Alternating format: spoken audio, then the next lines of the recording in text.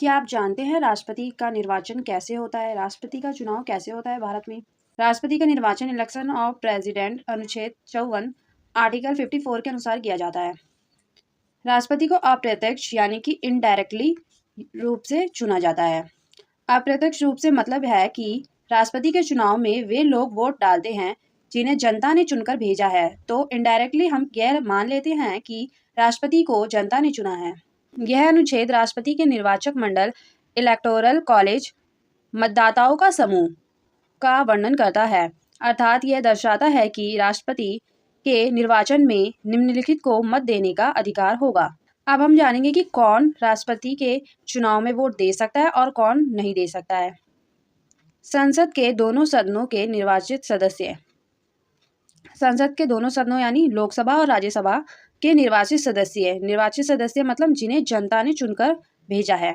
राज्यों की विधानसभाओं के निर्वाचित सदस्य, राज्यों की विधानसभाओं के निर्वाचित सदस्य मतलब जिन्हें जनता ने चुनकर भेजा है। और राज्यसभा में 12 सदस्य मनोनीत सदस्य होते हैं जो जनता के द्वारा नहीं चुने गए होते हैं। वे सदस्य राष्ट्रपति के चुनाव में वोट नहीं दे सकते हैं, ना ही भाग ले सकते हैं।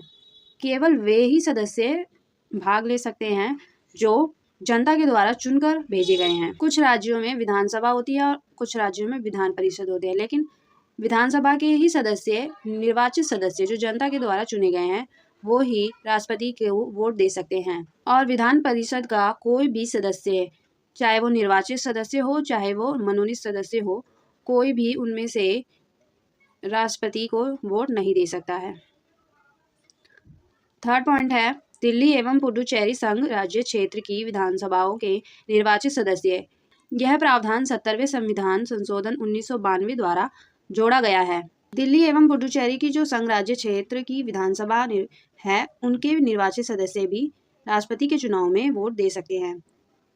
यह प्रावधान 70वें संविधान संशोधन 1992 द्वारा जोड़ा गया है।